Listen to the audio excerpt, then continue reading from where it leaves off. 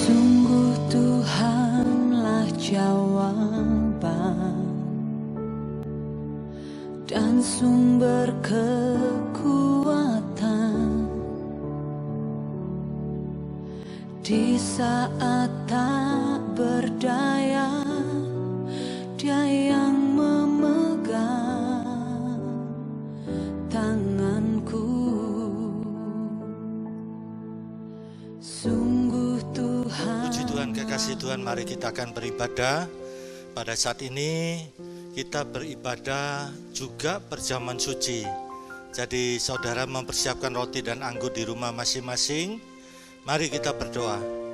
Bapa surgawi, kami bersyukur pada saat ini di mana kami bisa mendapat kesempatan beribadah, dan kami akan dengan sepenuh hati, jiwa, dengan sepenuh dengan kekuatan kami mau beribadah dengan sepenuh keberadaan kami.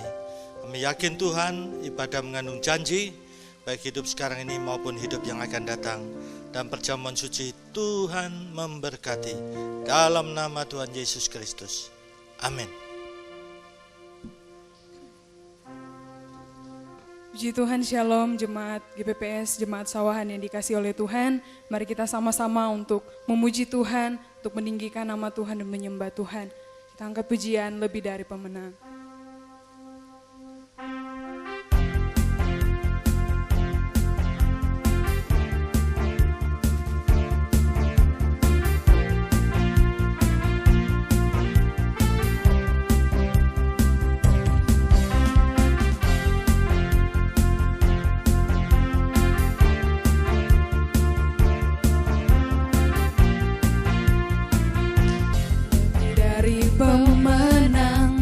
Segala perkara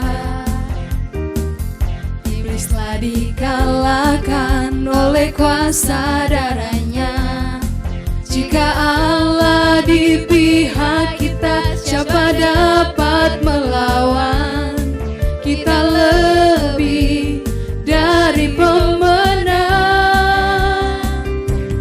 Haleluya, kibarkanlah panjinya, Yesus Raja segala raja. Haleluya, bangkitlah gerejanya, kita lebih dari pemenang.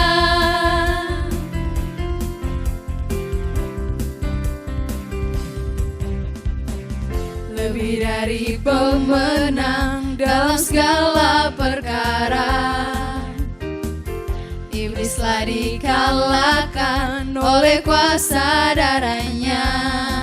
Jika Allah di pihak kita, siapa dapat melawan? Kita lebih dari pemenang. Haleluya, kibarkanlah panjinya, Yesus Raja segala raja. Haleluya, bangkitlah gerejanya, kita lebih dari pemenang. Haleluya, kibarkanlah panjinya, Yesus Raja segala raja. Haleluya, bangkitlah gerejanya, kita lebih dari pemenang. Haleluya, kibarkanlah panjinya, Yesus Raja segala raja. Haleluya, bangkitlah gerejanya, kita lebih dari pemenang. Kita lebih dari pemenang.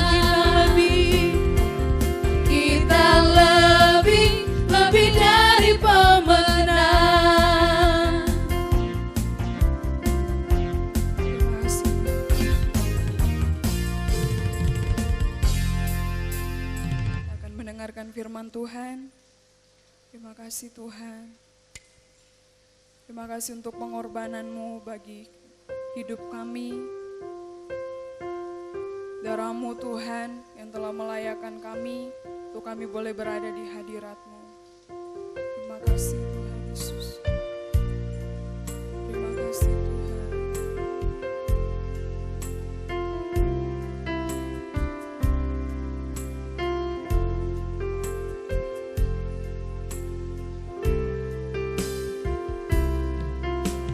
Saat ku masuk ke hadirat-Mu, bawa persembahan ke tempat kudus-Mu. Pujian ku naikkan, sembah ku berikan bagi-Mu Allah yang mulia.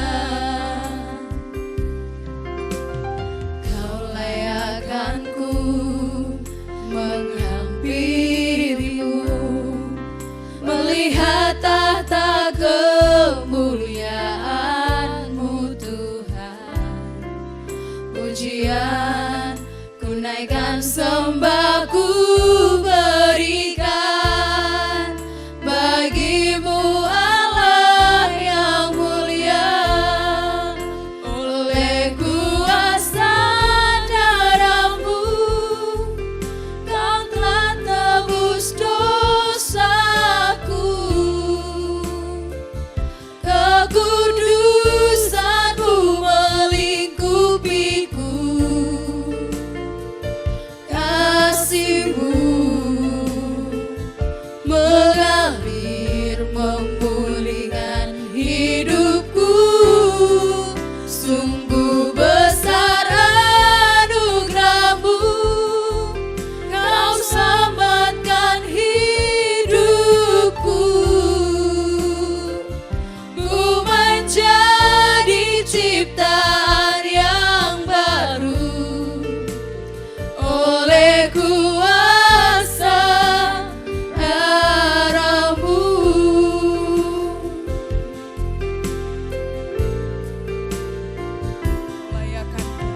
Kau layakkanku menghampirimu, melihat tahta kemuliaan-Mu Tuhan. Pujian ku naikkan, sembah ku berikan bagi-Mu Allah yang mulia. Oleh kuasa darah-Mu, Kau telah tebus dosaku. Kekudusan-Mu melingkupiku. Kasih-Mu mengalir memulihkan hidupku. Sungguh besar anugerah-Mu, Kau selamatkan hidupku. Ku menjadi ciptaan yang baru oleh kuasa darah-Mu. Oleh kuasa darah-Mu, Kau telah tebus dosaku. Kekudusan-Mu melingkupiku. Kasih-Mu mengalir memulihkan hidupku. Sungguh besar anugerah-Mu, Kau selamatkan hidupku. Ku menjadi ciptaan yang baru oleh kuasa darah-Mu. Ku menjadi ciptaan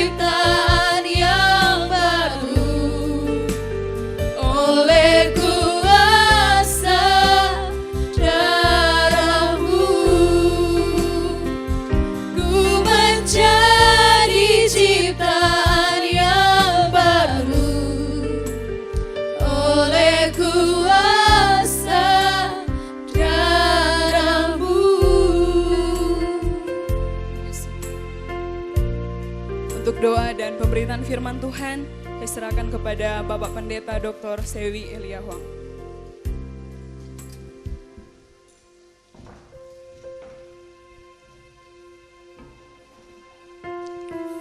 Puji Tuhan, kekasih Tuhan, mari kita akan mempersiapkan diri mendengar firman Tuhan dan perjamuan suci. Mari kita berdoa. Bapa Surgawi, sungguh kami panjatkan segala pujian bagi Tuhan, karena kami boleh menjadi orang yang diselamatkan dalam Yesus Kristus. Ini mujizat yang paling besar dalam hidup kami, anugerah yang paling besar. Dan apa yang kami lakukan dalam pekerjaan Tuhan tidak cukup membalas kasih Tuhan yang begitu besar, keselamatan jiwa kami. Kami sadar hidup ini fana, tapi puji Tuhan, dalam Yesus Kristus kami memiliki jaminan yang pasti, hidup kekal di surga Tuhan yang suci. Dalam nama Tuhan Yesus Kristus kami sambut firman Tuhan. Amin. Puji Tuhan, kekasih Tuhan, kita akan mendengarkan satu kebenaran firman Tuhan ditanam di bait Tuhan. Mari kita buka Alkitab kita di dalam Mazmur pasal 92. Kita membaca ayat 13 sampai dengan 16.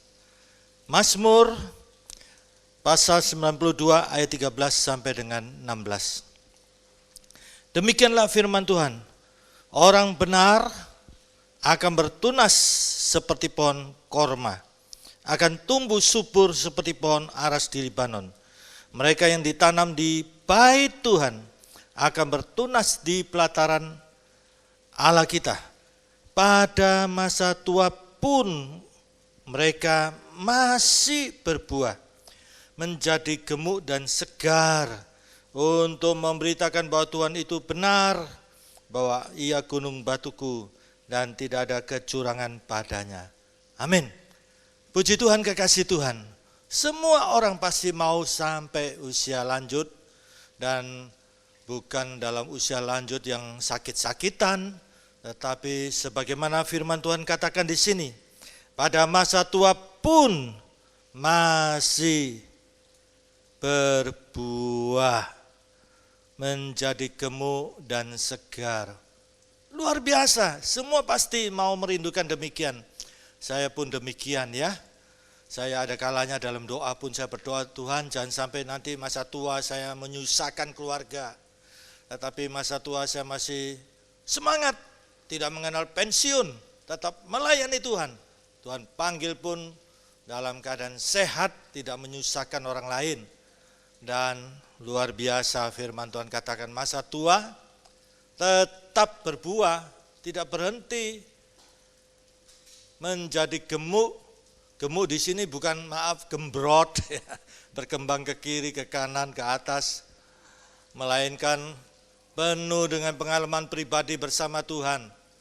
Banyak kesaksian-kesaksian hidup. Jadi kekristenan hidup, Yesus hidup, bukan teori, bukan pengetahuan di otak, tapi mengalami cinta kasih Tuhan secara pribadi. Nah, ini orang Kristen yang kuat karena pengalaman pribadi dengan Tuhan. Lihat dikatakan apa? Segar. Jadi masa tua itu tetap berapi-api, bersemangat, tidak mengenal pensiun, sampai Tuhan panggil kita tetap melayani Tuhan. Ini kita tetap segar, membawa kesegaran, membawa kesejukan, membawa berkat bagi orang-orang di sekitar kita. Nah, ini hidup. Hidup merupakan kesempatan yang sangat berharga. Jangan terlambat, jangan menyesal di belakang.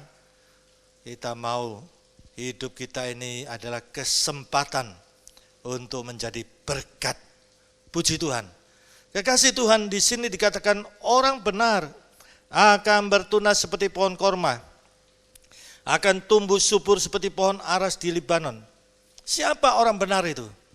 Di dalam iman Kristen, orang benar itu adalah orang yang beriman kepada Yesus Kristus. Roma pasal 5 ayat 1. Kebenaran, benar itu dalam bahasa Yunani ada dua kata, aletheai dan diakausone. Kata aletheai itu berarti benar, benar dalam arti lawan salah. Di dalam hidup manusia tidak ada kebenaran. Yesaya pasal 64 ayat 6, kebenaran manusia itu seperti kain lara. Maaf, kain lara itu seperti kain kotor ya, buat lap-lap, kain gombal itu. Manusia sudah jatuh dalam dosa, di dalam manusia tidak ada kebenaran. Manusia sudah kehilangan kemuliaan Allah. Yang benar itu kita yakini adalah Yesus Kristus dan firman Tuhan. Itu kebenaran yang sejati. Kemudian benar dalam arti diakausone. Diakausone itu menunjukkan kebenaran dalam hidup ini, dalam praktek kehidupan sehari-hari, di mana iman itu mengejawantah dalam hidup sehari-hari. Iman itu termanifestasi dalam hidup sehari-hari. Jadi kebenaran ini teraplikasi dalam hidup sehari-hari. Ya, dia hidup dalam keadilan.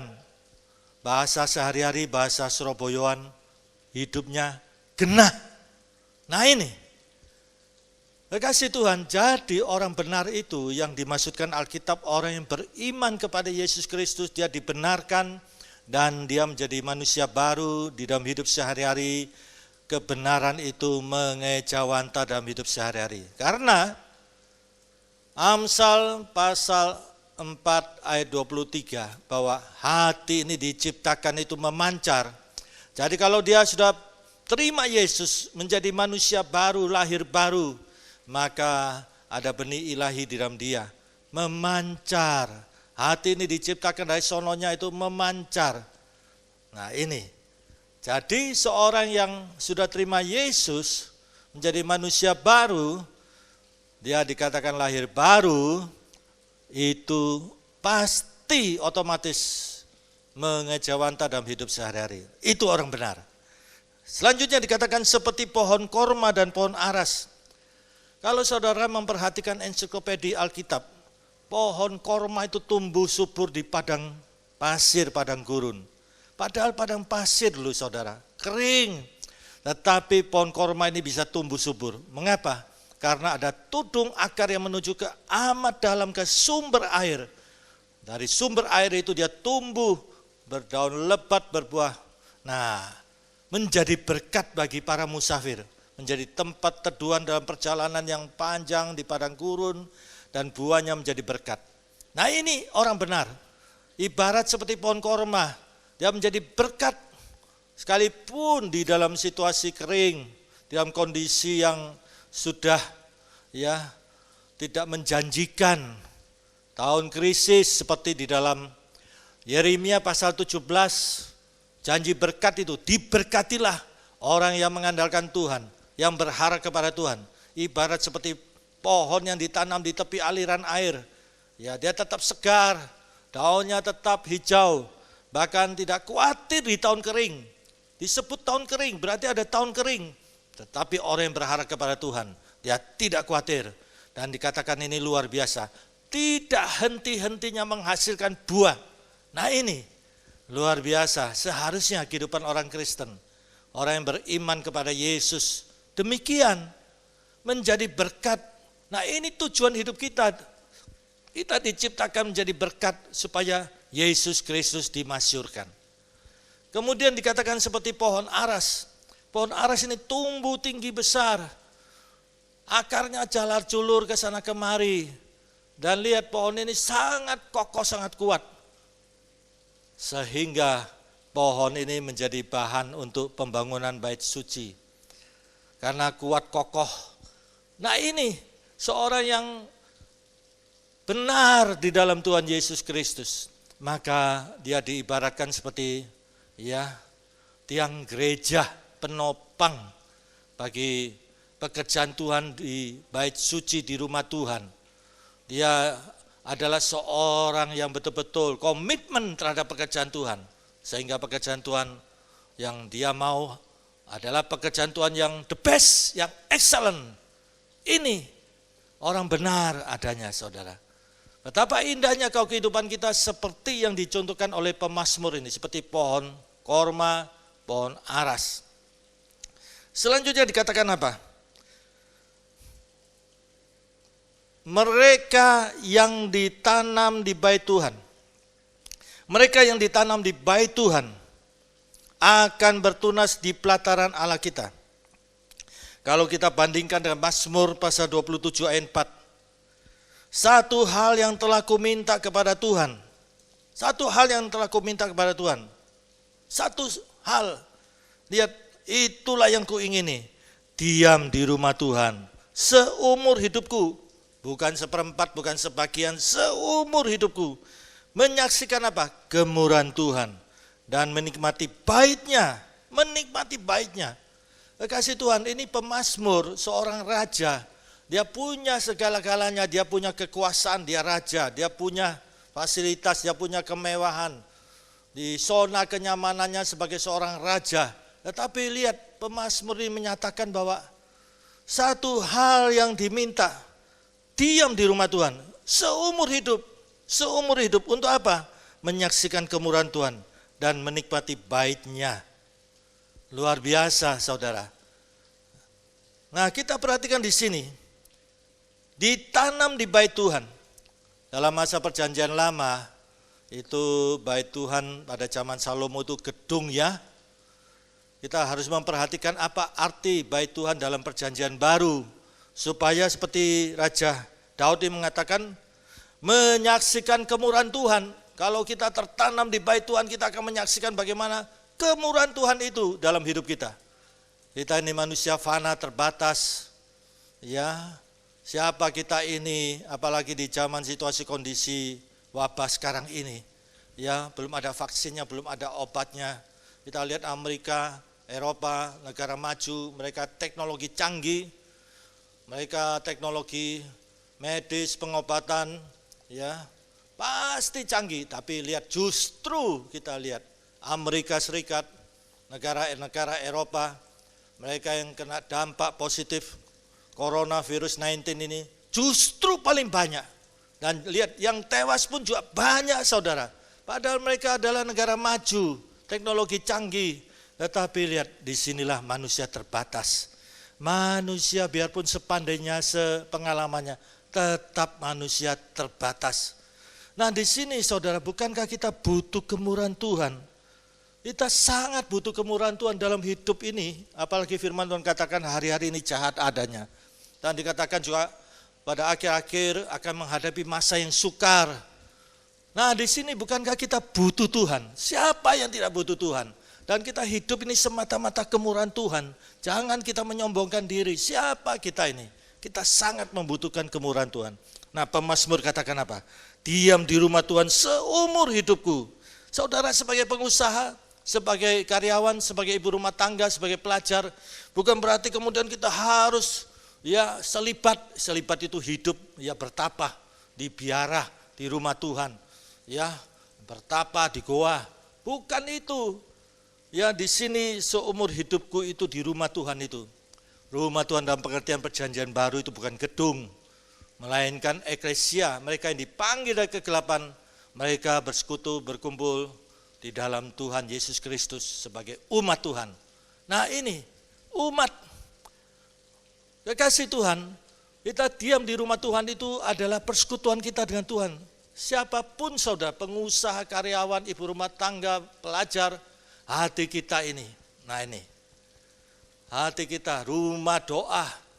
Ini sebagaimana pemazmur katakan, diam di rumah Tuhan seumur hidupku, bukan sebagian, bukan seperempat, bukan 3/4, menyaksikan kemurahan Tuhan. Kita sangat membutuhkan kemurahan Tuhan. Dan apa? Menikmati bait Tuhan, luar biasa. Jadi saudara sebagai pengusaha, bekerjalah sebagai pengusaha, sebagai ibu rumah tangga, bertanggung jawablah di rumah tangga. Ya, sebagai pelajar, mari dengan sungguh-sungguh rajin belajar. Ini, tetapi sebagaimana pemazmur katakan, diam di rumah Tuhan seumur hidupku. Di mana saja, kapan saja, hati saudara jangan jauh dari Tuhan. Karena dalam Yeremia pasal 17, terkutuklah mereka yang mengandalkan kekuatannya, yang mengandalkan manusia. Nah, ini yang hatinya menjauh dari Tuhan. Jangan sampai kita kelihatan aktif, agamawi, kelihatannya luar biasa, aktif, giat, ya bertopengkan seorang yang soleh, ya, tetapi hatinya sudah jauh dari Tuhan. Nah ini, jadi siapapun kita bisa seperti pemazmur katakan, diam di rumah Tuhan seumur hidupku, menyaksikan kemurahan Tuhan, menikmati baitnya. Nah ini, lihat di sini saudara, mereka yang tertanam di bait Tuhan. Nah kalau kita memperhatikan dalam perjanjian baru, bait Tuhan itu dijelaskan yang pertama itu adalah Yesus Kristus sendiri. Yang kedua adalah firman Tuhan. Yang ketiga adalah kehidupan doa. Yang keempat adalah Roh Kudus. Yang kelima adalah kasih. Kita akan lihat satu persatu secara ringkas nantinya. Lihat, akan bertunas di pelataran Allah kita kalau kita ada tertanam. Kata tertanam ini betul-betul berakar sampai begitu rupa seperti pohon korma sampai kepada tudung air itu. Ya, tudung itu ke mata air, sumber air sampai dia tumbuh segar, berdaun lebat, berbuah menjadi berkat bagi para musafir. Pohon ara yang tumbuh kuat gagah sehingga batang pohon itu menjadi bahan pembangunan bait suci. Nah ini yang ditanam, dia betul-betul berakar dalam Yesus, berakar di dalam firman, berakar di dalam doa, di dalam Roh Kudus, di dalam kasih. Ini kalau dia sungguh-sungguh tertanam, manunggal ini, manunggal. Sebagaimana Yesus katakan dalam Yohanes pasal 15, ya sangat jelas sekali kalau kita tetap tinggal. Bukan hanya bersifat insidental atau pindah-pindah tempat atau hidupnya tidak jelas, tidak punya tujuan hidup. Dalam Alkitab tujuan hidup kita adalah yang tertinggi utopi. Hidup kita memasyurkan nama Tuhan Yesus Kristus. Ini yang sangat prinsipil. Kekasih Tuhan, kita lihat di sini. Ya, akan bertunas di pelataran Allah kita. Di halaman rumah Tuhan. Di halaman rumah Tuhan. Lihat. Tentunya kita tanam tanaman yang kita sukai di halaman. Tidak mungkin semak-semak berduri. Lihat, menjadi kesayangan Tuhan. Kalau kita memperhatikan dalam Sakaria, luar biasa Sakaria, kita menjadi biji mata Tuhan. Sakaria pasal 2 ayat 8, sebab beginilah firman Tuhan semesta alam. Firman Tuhan semesta alam. Jangan main-main semesta alam, dipertegaskan di sini. Yang dalam kemuliaannya telah mengutus aku mengenai bangsa-bangsa yang telah menjara kamu. Sebab siapa yang menjamah kamu? Lihat, siapa yang menjamah kamu? Siapa yang menjamah kamu? Lihat, berarti menjamah biji mata Tuhan. Luar biasa. Kita menjadi biji mata Tuhan. Kita akan lihat pembelaan Tuhan, perlindungan Tuhan. Kita akan lihat bahwa Tuhan itu nyata. Bukan teori, bukan pengetahuan, tapi kita mengalami cinta kasih Tuhan secara pribadi. Nah ini yang ditanam di bait Tuhan. Nah bait Tuhan itu saudara di dalam firman Tuhan. Kalau kita membaca, bait Tuhan itu adalah Yesus itu sendiri. Yohanes pasal 2. Saudara bisa baca di sana. Tertanam diam Yesus. Mengenal Yesus betul-betul sedalam-dalamnya. Kita mengenal Yesus dari firman Tuhan. Karena Yesus adalah firman menjadi manusia. Yohanes 1 ayat 14. Dan persekutuan kita dalam firman itu. Kita mengenal Yesus seutuhnya dari firman. Yang kedua adalah firman Tuhan sendiri. Di dalam Kisah Rasul kita bisa membaca. Para murid rasul-rasul bersekutu di bait Tuhan. Mereka membahas tentang firman Tuhan. Bait Tuhan tempat untuk kita belajar bersama-sama bersekutu di dalam firman. Kemudian yang ketiga adalah doa. Kalau saya memperhatikan dalam Lukas pasal 19, saya baca ayat tersebut. Maka kalau kamu menjumpai firman Tuhan katakan, rumahku akan disebut rumah doa. Maka sewajarnya, seharusnya kita ini menyadari tubuh kita pun rumah Tuhan, supaya kehidupan doa itu ditingkatkan, persekutuan kita dengan Tuhan. Yang keempat adalah Roh Kudus. Di dalam 1 Korintus 3 ayat 16, sesungguhnya tubuhmu adalah bait Tuhan, tempat kediaman Roh Kudus. Kita sangat membutuhkan Roh Kudus, kekasih Tuhan. Karena yang kita hadapi bukan alam nyata saja, melainkan di baliknya ada alam roh. Di dalam Efesus pasal ayat kita bisa memperhatikan ayat 10 ya. Kemudian ayat 12 supaya kita kuat di dalam kuasa Tuhan. Kuasa Tuhan. Kuasa di dalam apa saudara? Kita lihat. Ya. Apakah kuat di dalam kemahakuasaannya, di dalam kemahakasiannya, di dalam penyayangnya? Memang perlu semuanya itu. Tetapi yang dijelaskan itu dikatakan kuat di dalam Tuhan. Di dalam apa? Di dalam kuasanya, di dalam powernya. Dan apa yang dimaksud kuasa power itu? Dengan berdoa tekun ya di dalam Holy Spirit, di dalam Roh Kudus. Nah, di sini kalau kita memperhatikan Yesus sampai meminta kepada Bapaknya dalam Yohanes 14 ayat 16. Supaya apa? Yesus sampai minta loh saudara kepada Bapaknya. Supaya apa? Diutus Roh Kudus itu. Untuk apa? Untuk menjadi penolong bagi saudara. Apakah hanya sementara? Tidak, untuk selama-lamanya. Nah ini, kita sangat butuh Roh Kudus. Itu sebabnya betapa pentingnya persekutuan kita dalam Roh Kudus. Kita bersama-sama Roh Kudus memuliakan Yesus dalam penyembahan, dalam pujian. Kemudian yang berikutnya, berakar di dalam kasih. Efesus pasal 3 tentang doa Paulus. Supaya jemaat di Efesus itu sungguh-sungguh tertanam di dalam kasih. Karena kasih itu bukan karakter saja. Kasih itu bukan hanya buah roh saja. Tetapi kasih itu adalah Yesus Kristus sendiri. Yesus itu sang kasih itu. Pribadi kasih itu. Dia adalah kasih itu sendiri. Jadi kalau seorang yang tertanam di dalam Yesus, di dalam firman, di dalam doa, di dalam Roh Kudus, maka akan mengejawantah dalam hidup sehari-hari. Sebagai satu pribadi yang penuh kasih. Nah ini. Nah, kekasih Tuhan. Firman Tuhan katakan apa? Kalau kita tertanam, maka kita menjadi biji mata Tuhan, kesayangan Tuhan. Kita akan lihat Tuhan itu membela kita. Dan lihat, pada masa tua pun mereka masih berbuah, menjadi gemuk dan segar. Untuk apa? Memberitakan. Jadi pada masa tua dia bisa bersaksi. Kalau orang tua bersaksi pasti kita percaya. Karena sepanjang umurnya sampai tua dia sudah mengalami bagaimana cinta kasih Tuhan secara pribadi. Untuk apa? Memberitakan bahwa Tuhan itu benar.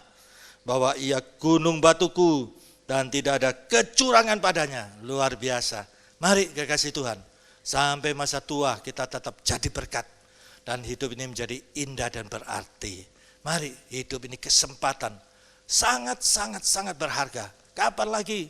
Rasul Paulus seorang cendekiawan, dia mengatakan apa? Kalau aku mati keuntungan, berarti dia siap. Kalau dia hidup berbuah bagi Kristus. Mari kekasih Tuhan.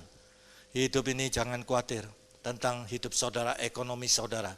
Tuhan berjanji kalau saudara mau ya menjadi rekan kerja Tuhan, lihat Tuhan menyertai saudara. Luar biasa. Jadi tidak perlu khawatir akan ekonomi saudara, masa depan saudara.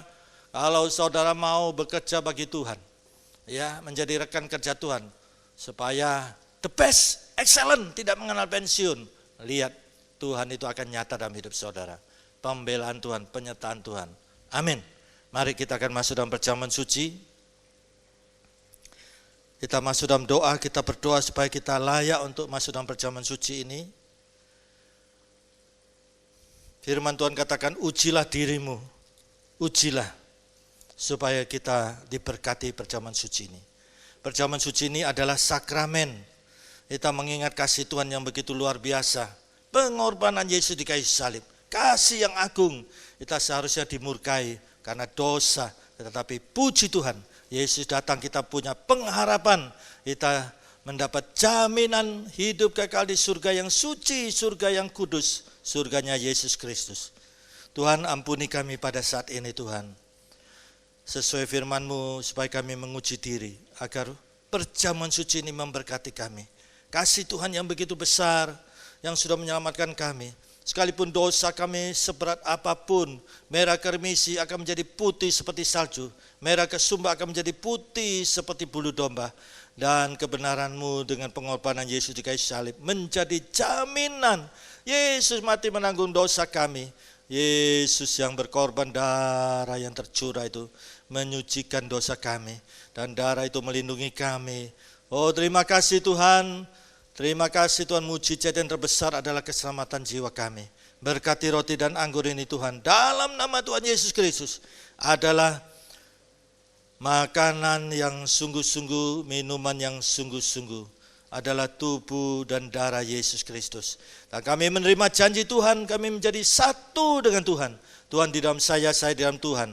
Dan kami mengalami kuasa pengorbanan Yesus, kuasa kebangkitan Yesus, kuasa Yesus yang tidak berubah baik kemarin, hari ini, dan sampai selama-lamanya. Dalam nama Tuhan Yesus, roti dan anggur ini adalah tubuh dan darah Tuhan Yesus. Diberkatilah dalam nama Tuhan Yesus. Amin. Mari saudara kita mengangkat roti ini, kita mendengarkan firman Tuhan yang akan saya bacakan di dalam Lukas pasal 22, perkataan Yesus sendiri. Mari saudara buka roti saudara, ambil roti saudara. Mari kita angkat roti ini. Dengarkanlah firman Tuhan. Injil Lukas 22 ayat 19. Lalu ia mengambil roti, mengucap syukur, memecah-mecahkannya dan memberikannya kepada mereka. Kata Yesus Kristus, inilah tubuhku yang diserahkan bagi kamu. Berbuatlah ini menjadi peringatan akan aku. Saudaraku yang kukasihi, bukankah roti ini ada persekutuan dengan tubuh Yesus Kristus? Haleluya. Kita makan dalam nama Tuhan Yesus Kristus. Haleluya, haleluya, haleluya. Kita buka cawan anggur ini dengan percaya sungguh-sungguh bahwa anggur ini sudah diberkati Tuhan. Dengarkanlah firman Tuhan, Injil Lukas 22 ayat 20. Demikian juga dibuat Tuhan Yesus dengan cawan sesudah makan. Yesus Kristus berkata, cawan ini adalah perjanjian baru oleh darahku yang ditumpahkan bagi kamu. Kekasih Tuhan, bukankah anggur ini ada persekutuan dengan darah Tuhan Yesus Kristus? Haleluya. Kita minum dalam nama Tuhan Yesus Kristus. Mari kita tepuk tangan. Tuhan, terpujilah Engkau Tuhan yang sudah berkorban bagi kami. Sungguh pengorbanan yang agung, kasih yang sepenuh. Terima kasih Tuhan, kami yang mendapat penebusan yang dari Tuhan dengan pengorbanan Yesus. Kami percaya Tuhan, kami menjadi satu dengan Tuhan. Tuhan di dalam saya di dalam Tuhan. Dan kami mengalami sesuai kebenaran firman Tuhan, kuasa kebangkitan Yesus, kuasa pengorbanan Yesus. Kami percaya karena Tuhan Yesus tidak berubah, baik kemarin, hari ini, dan sampai selama-lamanya. Para pendengar diberkati Tuhan. Haleluya. Kami memuji kebesaran Tuhan.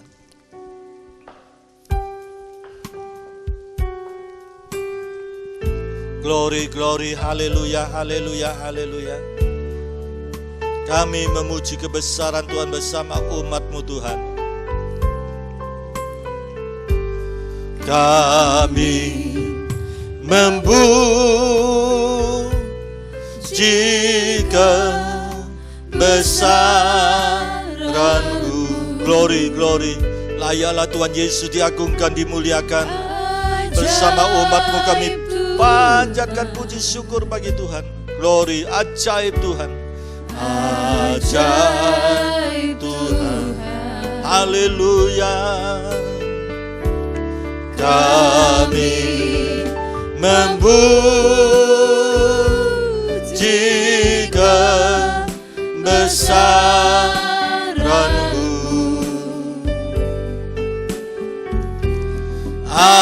Ajaib Tuhan.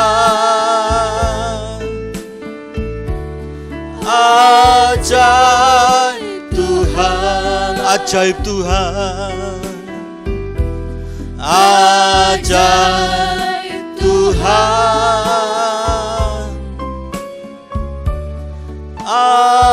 Ajaib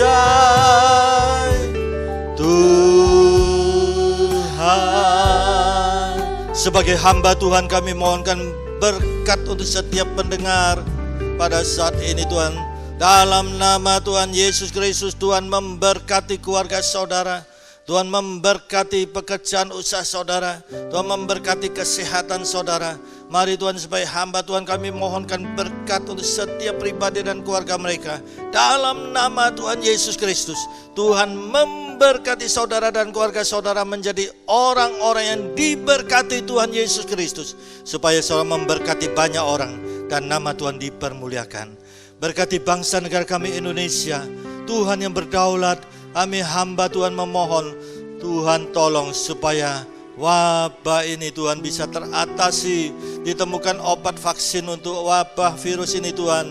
Dan umat-Mu bisa Tuhan tidak takut, tidak panik.